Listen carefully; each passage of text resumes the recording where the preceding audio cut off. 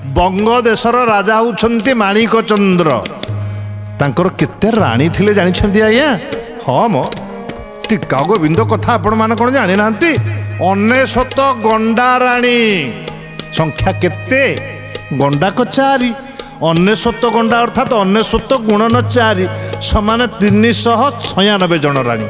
राजा माणिक चंद्र एते राणी कहीं बाहा होउथिले? हैं गोटी गोटी विवाह हेले 99 गंडा हेले नंदन न हेला अपवित्र पिंड।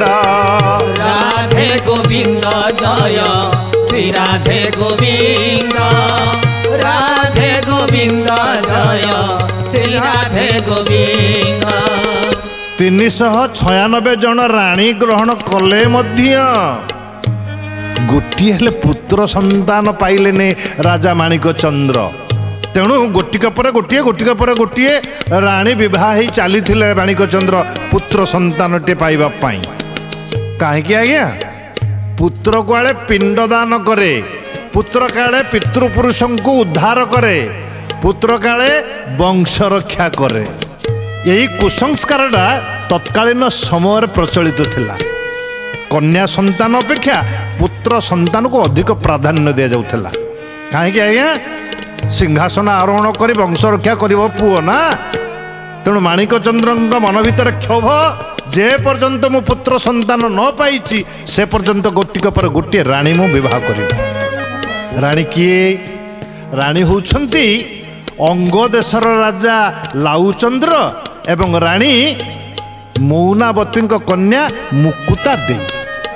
मुकुता देई थिले अनिंद्या सुंदरी रूपवती गुणवती विद्वान एवं परम विदुषी। गुरु गोरखनाथंकर शिष्यत्व ग्रहण करी ब्रह्म ज्ञान प्राप्त होते। जो ब्रह्म ज्ञान बल मुकुता देई शरीर रे स्वर्ग को यातायात करुले, देवता मान सहित संपर्क स्थापन करते। एते विचक्षणा बुद्धि संपन्न थिले राणी मुकुता देई। किंतु कौन हम आज्ञा विधिर विधान बड़ विचित्र। गोटी गोटी करी 7 कोटी कन्या संतान को जन्म देले राणी मुकुता देई। तथापि पुत्र संतान टे पाइलेनी राजा माणिक चंद्र। नारी जाति प्रति तांकर आसिला क्रोध घृणा। ठीक बारंबार मु राणी ग्रहण कला पर मध्य केही जणे हेले मते कोड़ाडे पुत्र संतान टे देलेनी। मु एमान को उचित शास्ति देवी। सबुजाक क्रोध आया राणी मुकुता देई को ऊपरे माणिक चंद्र वर्षी देले। कौन कले? राणी मुकुता देई को देले निर्वासन दंड। कहले हे राणी शेष आशा रखी मु तुमको विवाह करी पुत्र संतान टे पाइबा पाई। मो आशा तुम्हें पूरण कर देलनी। एणु ये राज उवास रहिबार अधिकार तुमर नाही। राजा माणिक चंद्र राणी मुकुता देई को निर्वासन दंड देले निमद्रोह बणरे कुड़िया करी रहिबा पाई। राणी मुकुता देई हाथ जोड़ी देले कहले हे स्वामी एथिर मोर कौन दोष? मो गर्भरे कन्या संतान रहिबो कि पुत्र संतान रहिबो एथिपे कोन मु दाई? मु तो आपन को 7 कन्या संतान देइछि। ता छड़ा स्वामी स्त्री संपर्क ठू बड़ी बड़ संपर्क संसार रे कौन अछि? आपण मते एभली कठोर दंड दियंतुनी। हेले निष्ठुर राजा किछि शुणिबा प्रस्तुत नुह। कहले ना थरे मु दंड विधान करिछि माने तुमको निर्वासन दंड भोग करने को पड़ो। राणी हेले निर्वासिता। निमद्रोह बणरे कुड़ियाटे करी राणी मुकुता देई अत्यंत दयनीय जीवन यापन कले एवं गोशालार घोड़ा एवं हाथी मानकर मलमूत्र सफा कले। ये संवाद जिते पाइले राजा लाउचंद्र झीर दुख सही पारलेनी। निमद्रोह बणरे गोटे सुंदर राज उवास निर्माण करदेले मुकुता देई पाई। से उवास भितर रही मुकुता देई गुरु गोरखनाथ पाइथिबा ब्रह्म ज्ञान बलरे भगवान शिव शंकर को आराधना कले, तपस्या कले। हे भगवान शिव शंकर मते मुक्ति दिया प्रभु, ये विपद मते उद्धार कर।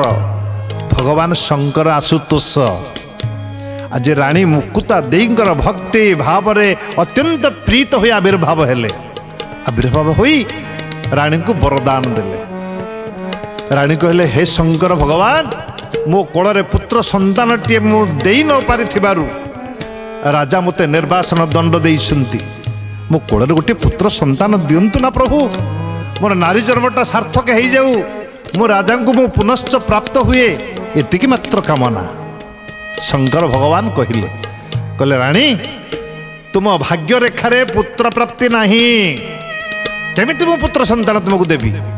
ତଥାପି ମୁଁ ତୁମ ଭକ୍ତିରେ ସନ୍ତୁଷ୍ଟ, ତୁମ ଭକ୍ତି ଭାବର ଡୋରି ମୋତେ ବାନ୍ଧି ଦେଇଛି।